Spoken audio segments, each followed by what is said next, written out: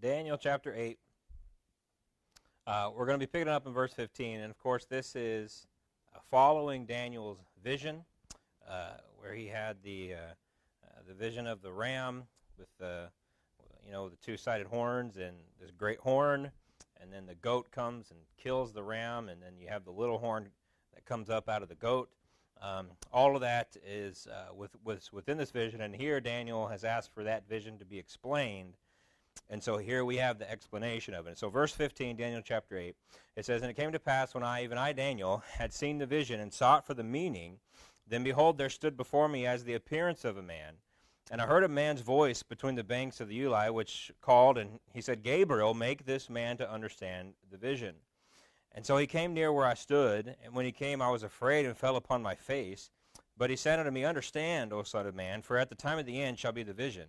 Now as he was speaking with me, I was in a deep sleep on my face toward the ground, but he touched me and set me upright. And he said, Behold, I will make thee to know what shall be in the last end of the indignation. For at the time appointed the end shall be. And the ram which thou sawest have two horns are the kings of Media and Persia. And the rough goat is the king of Grecia, and the great horn that is between his eyes is the first king. Now that being broken, whereas four stood up for it, four kingdoms shall stand up out of the nation, but not in his power. And in the latter time of their kingdom, when the transgressors are come to the full, a king of fierce countenance and understanding, dark sentences shall stand up, and his power shall be mighty, but not by his own power. And he shall destroy wonderfully, and shall prosper, and shall practice, and shall destroy the mighty and the holy people. And through his policy also he shall cause craft to prosper in his hand, and he shall magnify himself in his heart, and by peace shall destroy many. He shall also stand up against the prince of princes, but he shall be broken without hand. And the vision of the evening and the morning which was told is true. Wherefore shut up the vision, for it shall be for many days. And I, Daniel, fainted and was sick certain days. Afterward I rose up and did the king's business, and I was astonished at the vision, but none understood it." And so this is now the second time, which I find interesting. This is now the second time that Daniel has had a vision and yet has been unable to interpret it. When, the first half of Daniel, he was always the one doing the interpreting. But now he has this vision, and he's seeking for understanding here. And so God sends this thing that has the appearance of a man. And so Daniel then hears this voice, and it says, Gabriel, make him to understand the vision. Well, clearly this is the voice of God, because we know who Gabriel is, and nobody else is controlling and commanding the angels. And so he hears the voice of God telling Gabriel to give Daniel the interpretation of the vision. Now, interestingly, just as a note, Gabriel is only one of two angels actually named in Scripture, obviously the other one being Michael. And as I was studying this, I was actually surprised, because, you hear the name Gabriel all the time, and I think I just assumed, I guess, he would be in the Scriptures more than he is, at least by name. And there's a couple of times in the book of Daniel. Outside of the book of Daniel, the only other time where Gabriel is actually named is when he is announcing the births of John and Jesus. Other than that, Gabriel is never named. Now, Michael is, but Gabriel is not. And so Gabriel is named, but honestly not that many times. I found that interesting. But nevertheless, we understand him to be a very powerful angel. Obviously, to be only one or two named, we understand he was an important angel. One of these days, I'll have to do an angelology study. It's a fascinating study. I do believe that there are hierarchies of angels, and Gabriel would be obviously one of the higher-up angels. But nevertheless, God sends him to Daniel to give this interpretation. And so as Gabriel is approaching, now he says he had the appearance of a man, and so as far as we know, that didn't change. At least we're not told it changed. But as Gabriel approaches, Daniel is understanding now this is not a man, and it was enough to bring Daniel to fear, and so he falls down. And he says at the middle of verse 17, he says, I was afraid and fell upon my face. And so Daniel actually falls down. Now, it doesn't say he's worshiping him. He's literally afraid, and he falls down before Gabriel. And so he's just kind of prostrate there. And so Gabriel tells him, he says, Understand, O son of man, for at the time of the end shall be the vision. And so, like I said, Daniel is laying down prostrate, and he's in a deep sleep, the text tells us. And by that, what we would kind of, the way we might explain that would be someone is like in a trance-like state. almost like a coma. Not exactly sleeping, but something in a deep like sleep. And so Gabriel comes and touches him, sets him upright. Again, this is interesting. Gabriel would not even allow Daniel to be in a posture of worship before him. Right? Again, Daniel was not worshiping Gabriel, but Gabriel would not even allow Daniel to be in a posture of worship because Gabriel knows he is not the object of Daniel's worship. He's not worthy of that. And so he sets Daniel up. He won't even let him be down prostrate. And he sets him up, and again, he tells him, he says, "Behold, I will make thee know what shall be in the last end of the indignation, for a time appointed the end shall be." And so this language lends itself to a little bit of a problem, but not really. And so the problem here is because the prophecies, as we'll talk about in a moment, are perfectly fulfilled within two men, Alexander and Antiochus, two men who have already lived, died, had their moments in history, and yet twice Gabriel says, this will be for the time of the end, the last end of the indignation. And so what do we see here? Why would he say this is for the end, and yet these things have already happened, and here we are? And so what we see then are these prophecies of both men.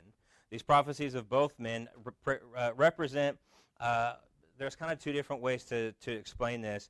I prefer the language of the type and the antitype. And so you have a type in Alexander, you have a type in Antiochus, and both of these types find their fulfillment in the antitype of the Antichrist. And so both men come exactly as Daniel said they would. Both men come and do exactly the things Daniel said they would do, and what they do and the manner in which they did them are pictures of what the Antichrist will do, just to a whole new degree, right? It will be a global scale for the Antichrist, what Alexander and Antiochus did in a, local, that's a broad term, but on a local scale. And so then we can see Daniel then uses language like this, time of the end, these kinds of things, similarly to how we see the phrase day of the Lord. There are several days of the Lord mentioned in Scripture, and they are, again, types of the prototypical or antitypical eschatological day of the Lord. Okay, and so there are, you want to use the language, minor days of the Lord, which will culminate in the final end times major day of the Lord. And so that's kind of the similar thing that's happening here in the book of Daniel. So when we get to the actual interpretation here, Gabriel explains that the ram with the two lopsided horns, remember one horn was longer than the other, with the two lopsided horns are the Medes and the Persians. And again, this is significant. I won't spend much time here. We've already talked about this. But verse 20, very significant. The ram that thou sawest having two horns are the kings of the Media and Persia. The reason why this is significant is because it is interpreting for us the earlier prophecies, the Nebuchadnezzar's image and the beasts. And I told you way back then, a lot of people try to interpret the four kingdoms mentioned throughout Daniel as Babylon, and then they singular say the Medes are the second, and then the Persians are the third, and that Greece is the fourth, and they leave off Rome. Well, verse 20 doesn't allow you to do that. He is combining the Medes and the Persians together. They are singularly the goat. Or the ram, sorry. They are singularly the ram here. And so he's combining them. And so we see that Medes and Persians are one, and then the Greece is another. And then we do have to add in Rome then for the earlier visions. Again, we've already talked about that, so I won't go into that anymore. But the ram then has this horn. And so the great horn then is the first king of Greece. And so the goat is Greece. The goat has a great horn. That is the first king. The first king is Alexander the Great. And I'll say this. I mentioned this last week.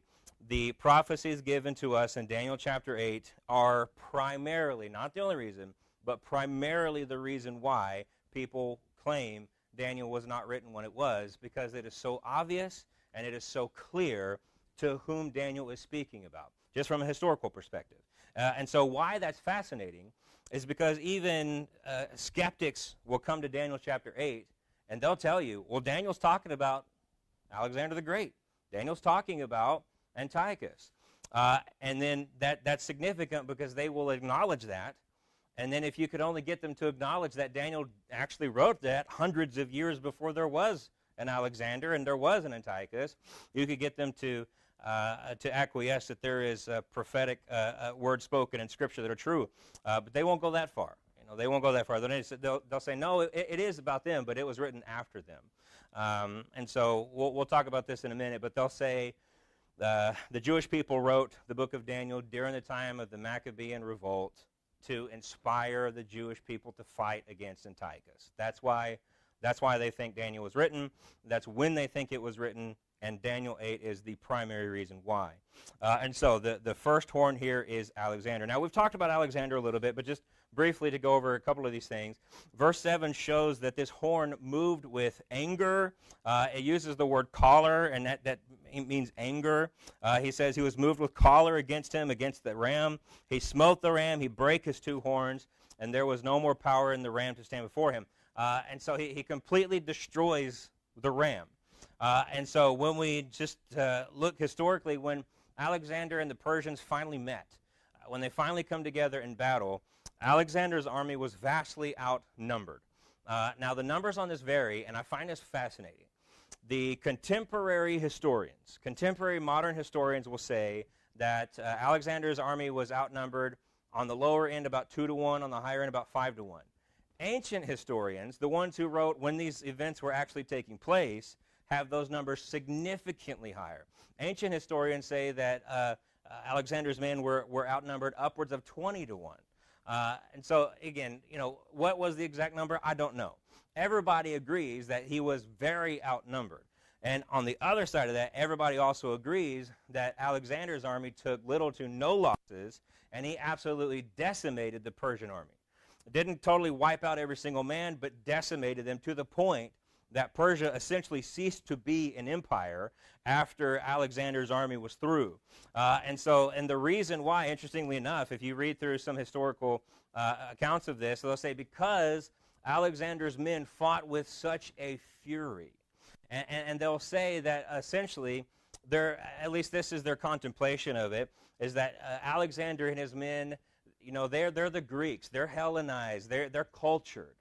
And the Persians, they're gritty. They're Eastern culture. They're not cultured like we are. And so Alexander and his men looked down upon them, and they fought with such a fury because they're fighting for culture. They're fighting for Greece, right? They're fighting for all these things. And so they fought with such a fury, and they were able to overcome what should have been the stronger army and completely decimate it again. And so what does the Scripture say? It says that the goat, pounds the ram, breaks the horns, and that's it. And he comes with an anger against the ram. And so, again, interestingly enough, we see historians who are not even talking about Scripture verifying for us the words of the Bible. And then, of course, again, we've seen this in the previous visions, but when Alexander died, it says that 4 kingdoms shall stand up out of the nation, but it also says not in his power. Not in his power. And again, Alexander died at 33. Alexander's kingdom was divided up into 4, given to his 4 generals. And again, pretty much everybody universally agrees that whereas Greece still remained a world power for a long time, it was not the same. Once it was divided, it just was not the same as when Alexander was, leading things and just quickly and devastatingly just ravishing these other nations and gaining Greece the power that they had. And then we get to Antiochus. So it says, in the latter time of their kingdom. Now again, we have to differentiate between chapter 7 and chapter 8. The little horns in the 2 chapters are not the same. In the latter time of their kingdom, who's there? Their kingdom is Greece, not Rome. And so in the latter time of their kingdom, of the Greek kingdom, when the transgressors are come to the full, a king of fierce countenance and understanding dark sentences shall stand up. And this is the little horn that was mentioned earlier in chapter 8. And so towards the end of the Greek Empire comes this man, Antiochus Epiphanes. And there's so much that could be said about him, and I just simply won't have the time to do it justice tonight. But I would encourage you to do a study on this, just because he did terrible, horrible things, but it's a fascinating historical study, if for nothing else. And so Antiochus comes, and he takes power and he shouldn't have even been on the throne, but he ends up becoming king of this section of Greece. and the Bible describes him as fierce and understanding. He was those things. I mean, again, this is describing Antiochus. He will be a formidable man who's going to do a lot of wicked things. And the Bible describes for us some of those. It doesn't just go into detail about every action he ever did. But the things we see the Bible describe, we absolutely know that he did in fact do. Now, I see this as something very fascinating. It says that he comes when the transgressors are come to the full. So why is this man coming? Why is Antiochus coming? He's coming because the transgressors are come to the full. Now, if I take this in conjunction with other biblical language, what I must conclude then is that God was bringing Antiochus against the Jewish people as a judgment against them. And I can say that because God consistently did this. He did this over and over and over again. And as we've talked about in Sunday school many times, does that mean that Antiochus was innocent? No. Antiochus was an evil, wicked man who will be judged for the things that he did. Has been judged for the things that he did. But he was used by God because of the transgressions of the people. And then furthermore, and again, interesting, so Antiochus comes and it says that his power shall be mighty, but not by his own power. His power shall be mighty, but not by his own power. And so he will be powerful, and it over and over hits this. He's going to be powerful, he's going to be successful, he's going to want to destroy, and he will. He's going to prosper in the wicked things that he wants to do. He's going to be powerful, but only as allowed by God. Again, the greatest example for this is Job, right? Satan, God, says, "Have you considered my servant Job?" And basically says, you can go this far, but you cannot go past this line, right? And so you can have all power up to this amount, up to this degree. You can't pass this line. And it's a similar situation with Antiochus. He has power, but he can't go past what God would allow.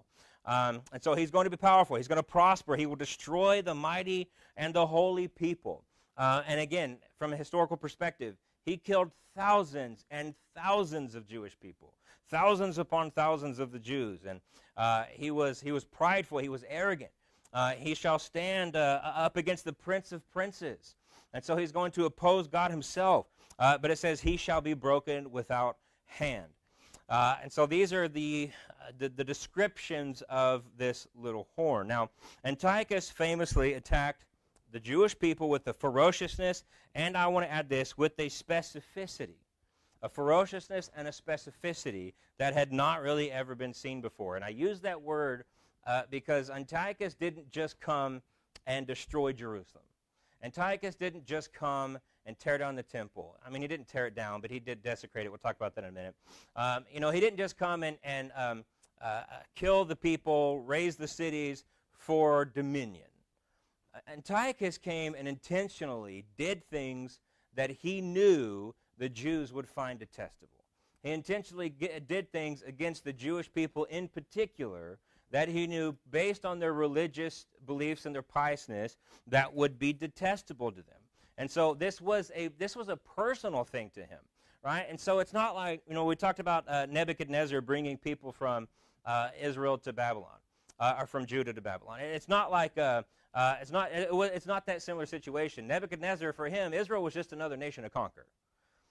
For Antiochus, he hated the Jewish people in particular. And so it's a whole different kind of attack. It's a whole different kind of destruction. And so he wanted, ultimately what he wanted, and this goes back to kind of what we talked about with Alexander, he wanted the complete Hellenization of the Jewish people. That's what he wanted. He wanted to extend his reign down into Egypt, and what was standing in between him and Egypt was Israel. And so what he needed in order to come against Egypt with the full force possible was the Jewish people behind him. That's what he wanted. And so he wanted them to be Hellenized, because if I can get them behind the Greek idea, then they're mine, and I can use them to do whatever I want. But, of course, the Jewish people were not going to do that. Again, not the pious ones. There were always Jewish people who were willing to go, with whoever was in power. But, the pious Jews would not go for it. We're not turning our back on our tradition. We're not turning our back on our heritage, those kinds of things. And so this angered Antiochus because, again, he's been pretty much successful in most of the things that he's done. until it came to Egypt. And he sees the Jews as kind of the reason why. And so, he hated them. And so he wanted them to be Hellenized. And so what he did is he actually installed a high priest that would be loyal to him. And so he installed a kind of a right-hand man as the high priest, as kind of the first step. If I can get the high priest, I can get the rest of them, right? And so he installs this high priest, and that works to a degree, but not as totally as he wants. And so he just starts doing these other things to kind of antagonize him. He consistently did various things, and again, just to give you one example, he ends up building a gymnasium basically right next to the temple. And why this bothered the Jewish people so much is if you understand Greek culture, you understand how they employed Greek games. When men went into a gymnasium in a Greek culture and in a Greek style, they wrestled and they did the things completely nude. That's how the Greeks did that. And so here were the priests and the high priest trying to do their priestly duties right next to this gymnasium where they could see these things happening. And it was done for no, I mean, he could have put it somewhere else. He put it there on purpose to desecrate the religious ideology of the Jewish people. He used the temple treasury to fund his wars against Egypt. And so he would take the things out of the temple, and he would use that to fund, campaigns and things and against the Egyptians. Now, eventually, the Jewish people began to rebel, and there was kind of a series of rebellions. And so there was a small rebellion, and because of this rebellion, Antiochus comes down and just lays the hammer down. He slaughters thousands of Jews. And there were further rebellions, and after further rebellions, he eventually outlaws Judaism altogether. It's just done. You cannot practice the religious practices of the Jew. And eventually installs an altar of Zeus at the temple, which again, this would have been, if not for the next thing he did, this would have been the height of folly for a Jewish person. But then he brings a pig into the temple, sacrifices that pig on that altar to Zeus, and then, as we'll see in a quote here in a second, uses the blood of that pig to further desecrate not only the temple, but the priests themselves.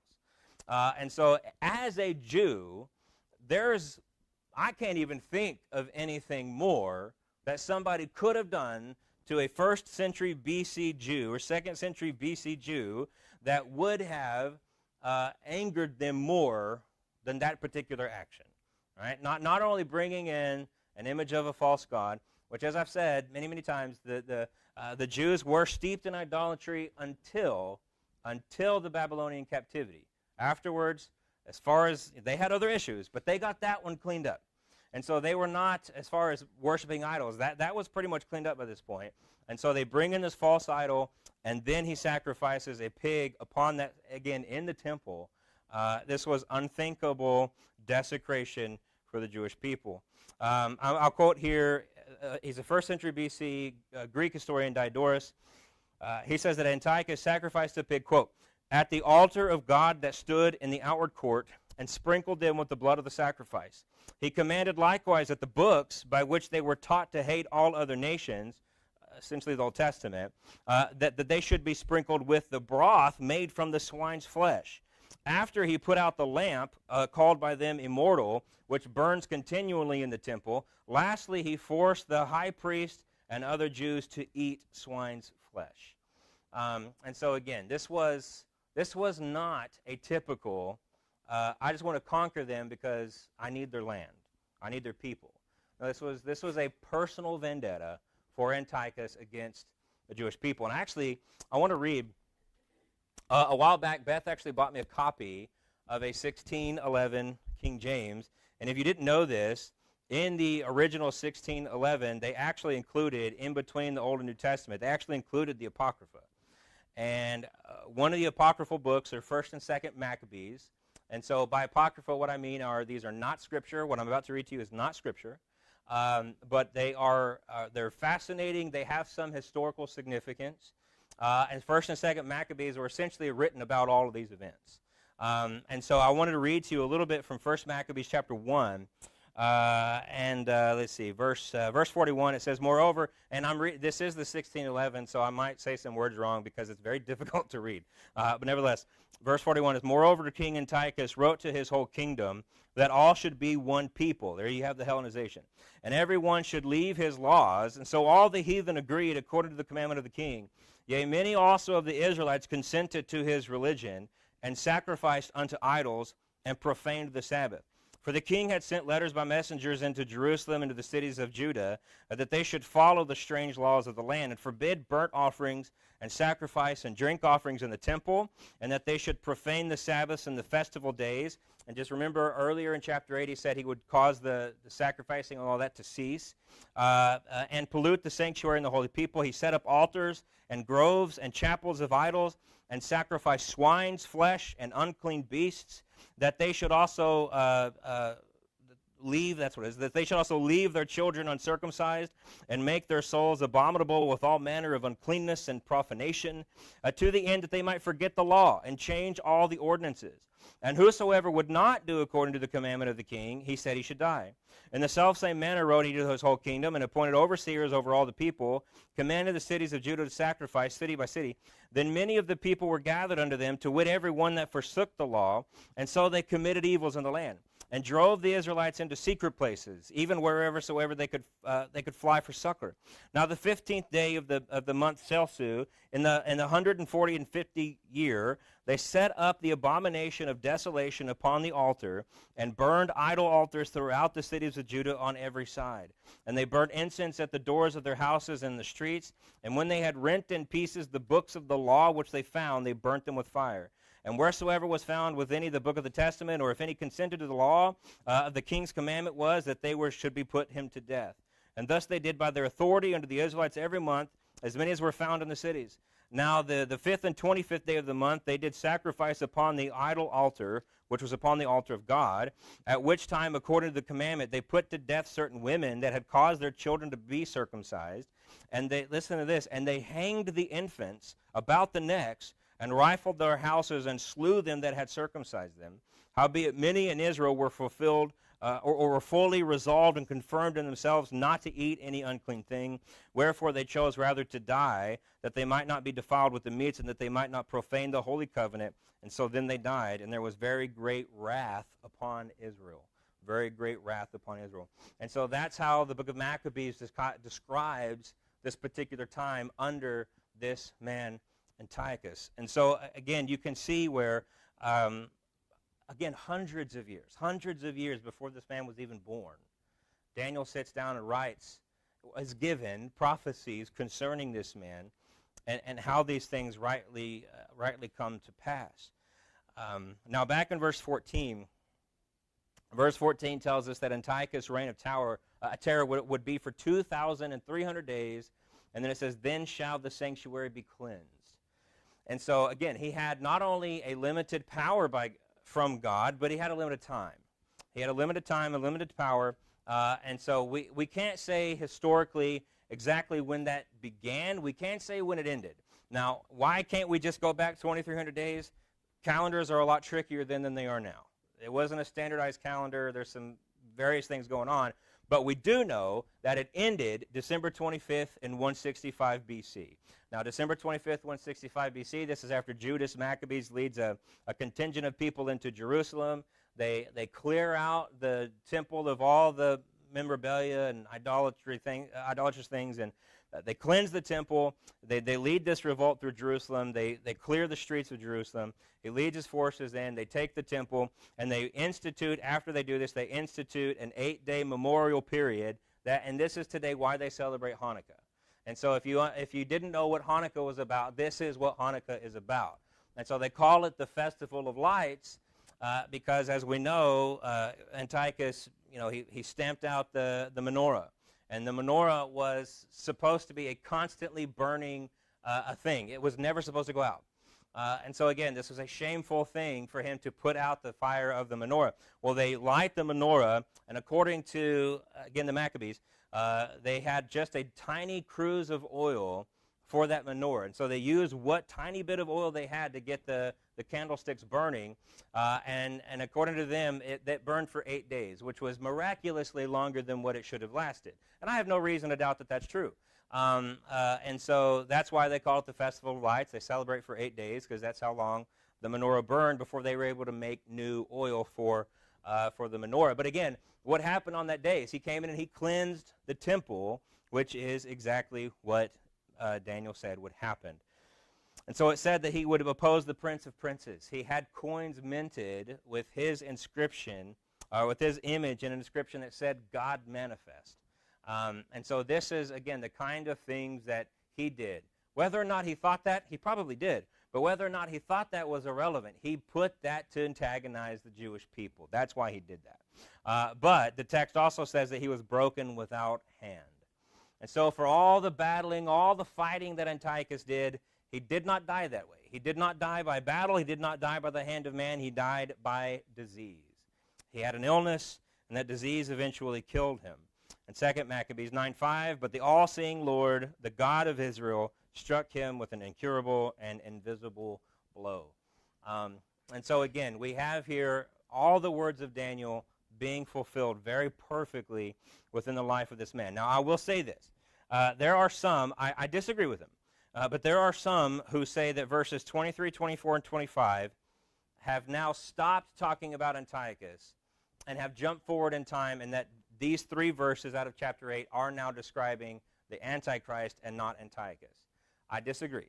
I still think it's talking about Antiochus, but as I've said all along, it kind of winds up being the same thing because the things that Antiochus did, the Antichrist will do just to a higher degree, to a higher level. We read in the first Maccabees about the abomination of desolation. We'll see that in chapter 9. Antiochus did that. So will the Antichrist. Right? And so there are obvious illustrations and parallels between the men. And so Daniel is told that the vision is true, but it wouldn't happen for many days. Again, hundreds of years before Alexander and Antiochus, thousands of years before they find their fulfillment in the man of the Antichrist. The vision literally makes Daniel sick. Right? We see this in verse 27. And I, Daniel, fainted and was sick certain days. This was too much for him. To see the devastation that these men were going to have over his people. It made him literally sick. But he leaves them astonished. He said, but none understood it. Even after being told this, I can't wrap my mind around the wickedness that's going to exist in Alexander to a degree, but mostly with Antiochus. Now, we have the advantage that Daniel didn't, right? Daniel and probably whoever he told, they didn't get it. They couldn't wrap it up. But we have history on our side. We can look back and see, well, here's what God said would happen, and here's when it happened, and it happened exactly like he said it would. And so we can look backwards, and we have an advantage. However, we still have an incomplete knowledge because, again, both of these men picture what's going to come in the Antichrist. And so we still stand to a degree, not as much, but we still stand to a degree with Daniel in that we stand there and saying, well, what is it going to be like? Well, it's going to be like these men, just ramped up to a degree that I think is really unimaginable for us. And so their power and their kingdoms will pale in comparison to his being the Antichrist. However, like both of those men, his will end and God will reign victorious. And so this is, again, the purpose of this section of Daniel. Yes, things are bad. Things are going to get worse, but God always wins. God's always in control, and we can always have comfort in that particular fact. So, again, chapter 8, so fascinating, if for no other reason, just to see how these things played out historically, and to, again, we don't need it, but to always see it, to see how God can say the end from the beginning and say it with complete accuracy, shows his omniscience, shows his sovereignty. And so it's a wonderful thing to be able to see these things come to pass exactly as he prophesied.